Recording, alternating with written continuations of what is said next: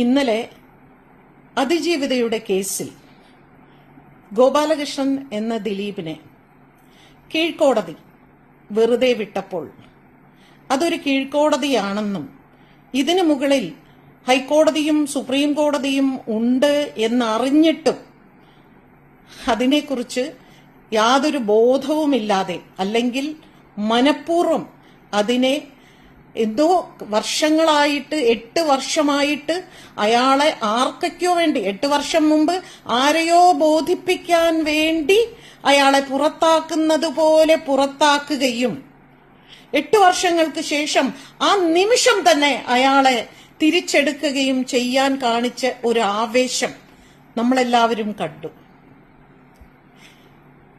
എനിക്ക് വ്യക്തിപരമായിട്ട് ഞാനൊരു സിനിമാ പ്രവർത്തക എന്ന നിലയിൽ എനിക്ക് അപമാനമാണ് തോന്നിയത്. കാരണം ഇത് വെറും കീഴ്ക്കോടതി വിധി മാത്രമാണ്. ഇതിന് മുകളിൽ ഇനിയും കോടതിയുണ്ട്. ഇനിയും ഇവിടെ പലതും പറയാനുണ്ട്, തെളിയിക്കാനുണ്ട്. ഈ കോടതി മുഴുവനും കേട്ടില്ല, അവളെ കേട്ടില്ല, അവൾക്ക് പറയാനുള്ളത് ശ്രദ്ധിച്ചില്ല. ഇങ്ങനെ നിരവധി കാര്യങ്ങൾ, പലരുടെയും ഇടപെടലുകൾ, പല രീതിയിലുള്ള സ്വാധീനങ്ങൾ എല്ലാം ഈ കേസിൽ ഉണ്ട് എന്നുള്ളത് നമുക്ക് എല്ലാവർക്കും വ്യക്തമാണ്. ചോറുണ്ടെന്ന് എല്ലാവർക്കും അത് വ്യക്തമാണ്. എത്രയോ ന്യായാധിപന്മാർ, എത്രയോ അഡ്വക്കേറ്റ്സ്, എത്രയോ പോലീസ് ഓഫീസേഴ്സ്, നിയമം പഠിക്കുന്ന വിദ്യാർത്ഥികൾ, പൊതുജനം എല്ലാവരും പറയുന്നു അയാളുടെ പണമാണ് അയാളെ സംരക്ഷിച്ചത്, അയാളുടെ പണവും സ്വാധീനവുമാണ് എന്ന് പറയുമ്പോൾ സിനിമാ ലോകം അയാളെ 4 കൈയും നീട്ടി സ്വീകരിക്കുന്നു. എനിക്ക് സങ്കടമല്ല തോന്നിയത്, പുച്ഛമാണ് തോന്നിയത്. അമ്മ എന്ന സംഘടനയിൽ സ്ത്രീകൾ മുൻനിരയിൽ വന്നപ്പോൾ കുറച്ചു പേരെങ്കിലും ഒരു ചെറിയ ശുഭപ്രതീക്ഷ മനസ്സിൽ കാത്തു സൂക്ഷിച്ചിരുന്നു. ഇനി സ്ത്രീകൾക്ക് പോയി പറയാൻ, സ്ത്രീകൾ തന്നെ മുൻനിരയിൽ നിൽക്കുന്ന ഒരു സംഘടനയുണ്ടല്ലോ. ഞങ്ങൾ സ്ത്രീകളോടൊപ്പമല്ല, ഞങ്ങൾ പുരുഷന്മാരോടൊപ്പം തന്നെയാണ്, പ്രത്യേകിച്ച് ഞങ്ങൾ വേട്ടക്കാരോടൊപ്പം തന്നെയാണെന്ന് അവരുടെ പ്രവൃത്തി നമ്മൾ കണ്ടു. അതിലെനിക്ക് അത്ഭുതമില്ല. കാരണം അവരുടെ വാക്കുകളല്ല, അവരുടെ പ്രവൃത്തികളല്ല അവർ പറയുകയും ചെയ്യുകയും ചെയ്യുന്നത്. അവർക്ക് പിന്നിൽ നിന്ന് ശബ്ദം കൊടുക്കുന്നവരുടെ വാക്കുകൾ അവർ പുറത്ത് ഉച്ചരിക്കുകയാണ് ചെയ്യുന്നത്. മറ്റൊരു സംഘടന ഫെഫ്ക. ഞാൻ ഫെഫ്ക രൂപീകരിക്കുമ്പോൾ അവരോടൊപ്പം നിന്ന ഒരു വ്യക്തിയാണ് ഞാൻ. ഒരുപാട് പ്രതീക്ഷകളോടുകൂടി തന്നെ ഞാൻ ആ ഫെഫ്കയിൽ സഞ്ചരിച്ച ഒരു വ്യക്തിയാണ്. അംഗമായും വൈസ് പ്രസിഡന്റായും ജോയിന്റ് സെക്രട്ടറിയായും സഞ്ചരിച്ച ഒരു വ്യക്തിയാണ് ഞാൻ. പക്ഷേ ഈ കഴിഞ്ഞ ഇടക്കാലങ്ങളിൽ ഞാൻ തിരിച്ചറിഞ്ഞു അവരും വേട്ടക്കാരോടൊപ്പം തന്നെയാണ്, അതിജീവിതമാരോടൊപ്പമല്ല എന്ന്.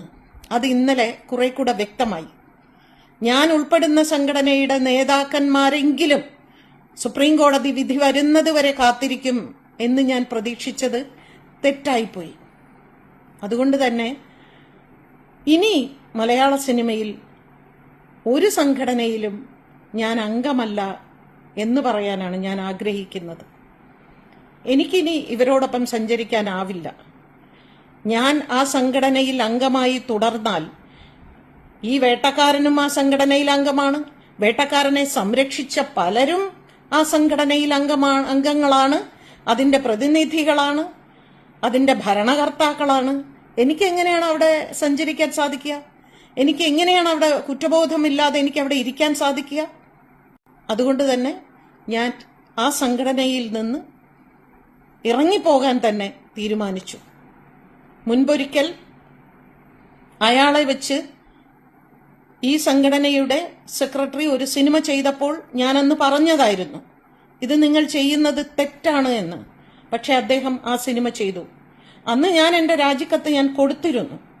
പക്ഷേ പിന്നീട് പലരുടെയും, എൻ്റെ ഡബ്ബിംഗ് ആർട്ടിസ്റ്റുകളുടെ പലരുടെയും ആവശ്യപ്രകാരം അവർ ചേച്ചി ഇല്ലെങ്കിൽ ഞങ്ങൾക്ക് മുന്നോട്ട് വഴി നടത്താൻ ഞങ്ങൾക്കൊരാളില്ല എന്ന് പറഞ്ഞതുകൊണ്ട് മാത്രമാണ് ഞാൻ വീണ്ടും ആ സംഘടനയുമായി സഹകരിക്കാൻ തീരുമാനിച്ചത്. പക്ഷേ ഇന്ന് എനിക്ക് മനസ്സിലായി, ഇനി ഞാൻ ഈ അനീതിക്ക് കൂട്ടു നിൽക്കരുത്. ഞാൻ ഇനി ഇവരോടൊപ്പം സഞ്ചരിച്ചാൽ അത് ഞാൻ എന്നോട് ചെയ്യുന്ന ഒരു തെറ്റാണ്, ഞാൻ അതിജീവിതയോട് കാണിക്കുന്ന തെറ്റാണ്. രണ്ട് വള്ളത്തിൽ കാലുവെക്കാൻ എനിക്കറിയില്ല, ഇരട്ട നിലപാടെടുക്കാനും എനിക്കറിയില്ല. ഈ പണ്ടാരോ ഒരു വാക്ക് പറഞ്ഞിട്ടുണ്ട്, ഒരു റേപ്പ് നടക്കുമ്പോൾ ഒന്നുകിൽ നമുക്ക് നീതിയോടൊപ്പം നിൽക്കാം, അല്ലെങ്കിൽ അനീതിയോടൊപ്പം നിൽക്കാം. അല്ലാതെ അനീതിയോടും നീതിയോടും ഒപ്പം നമുക്ക് നിൽക്കാൻ പറ്റില്ല. ഈ പറയുന്ന അമ്മ എന്ന സംഘടനയിൽ ഭാരവാഹികളോ ഫെഫ്ക എന്ന സംഘടനയിലെ ഭാരവാഹികളോ അവൾക്ക് ഈ ദാരുണമായ ഒരു സംഭവം നടന്നപ്പോ അവളെ ഒന്ന് പോയി കാണാനോ അവളെ ഒന്ന് ആശ്വസിപ്പിക്കാനോ ഇവരാരും തയ്യാറായില്ല. എന്നിട്ട് ഇവരെല്ലാവരും ഞങ്ങൾ അവളോടൊപ്പവുമാണ് അവനോടൊപ്പവുമാണ് എന്ന് പറഞ്ഞവരാണ്. അങ്ങനെ ഒരു നിലപാടുണ്ടോ? നമുക്ക് രാഷ്ട്രീയത്തിലാണെങ്കിൽ പോലും ഞാൻ രണ്ട് പാർട്ടിയിലും അംഗമാണെന്ന് നമുക്ക് പറയാൻ പറ്റുമോ? ഒരു അഭിപ്രായമുണ്ടെങ്കിൽ ആ അഭിപ്രായം തെറ്റിനോടൊപ്പം ശരിയോടൊപ്പം നമുക്ക് സഞ്ചരിക്കാൻ പറ്റുമോ? ഇയാൾ തെറ്റാണോ ശരിയാണോ എന്ന് തീരുമാനിക്കാൻ ഇനിയുമുണ്ട് ഇവിടെ രണ്ട് കോടതികൾ. അതെല്ലാം മറന്നുകൊണ്ടാണ് ഇപ്പോ ഈ രണ്ട് സംഘടനകളും പ്രവർത്തിച്ചിരിക്കുന്നത്. അതുകൊണ്ട് തന്നെ ഇവരോടൊപ്പം സഞ്ചരിക്കാൻ എനിക്ക് ബുദ്ധിമുട്ടുണ്ട്. അമ്മയിൽ ഞാൻ അംഗമല്ല, അതുകൊണ്ട് അമ്മയുടെ കാര്യമല്ല പറയുന്നത്. എനിക്ക് ഫെഫ്കയോടൊപ്പം സഞ്ചരിക്കാൻ എൻ്റെ മനസാക്ഷി എന്നെ അനുവദിക്കുന്നില്ല. അതുകൊണ്ട് ഞാൻ അതിൽ നിന്ന് എന്നേക്കുമായി പരിപൂർണമായി ഞാൻ ഇറങ്ങിയിരിക്കുന്നു എന്ന് തന്നെ ഞാൻ ഈ വീഡിയോയിൽ കൂടി ഞാൻ എല്ലാവരെയും അറിയിക്കുകയാണ്. Thank you. ഹോം അപ്ലയൻസ് വാങ്ങാൻ ഒരിടത്ത്, ക്രോക്കറി വാങ്ങാൻ വേറൊരിടത്ത്, ഗാഡ്ജറ്റ്സ് വാങ്ങാൻ വേറെ എവിടെയോ ഒരിടത്ത്. അതെ, എന്തിനിങ്ങനെ പലയിടത്ത് ഓടണം? മൈജി ഫ്യൂച്ചർ ഉണ്ടല്ലോ. മൊബൈൽ ഫോൺ മുതൽ ഹോം അപ്ലയൻസസ് വരെ എല്ലാം ഒരിടത്ത്, ഏറ്റവും കുറഞ്ഞ EMI. അങ്ങനെയാണെങ്കിൽ ഏറ്റവും കുറഞ്ഞ വില. ആഹാ, എന്നാ ഏറ്റവും കൂടുതൽ ഓഫറുകൾ. MyG future, experience the next. MyG ആണ് ഫ്യൂച്ചർ.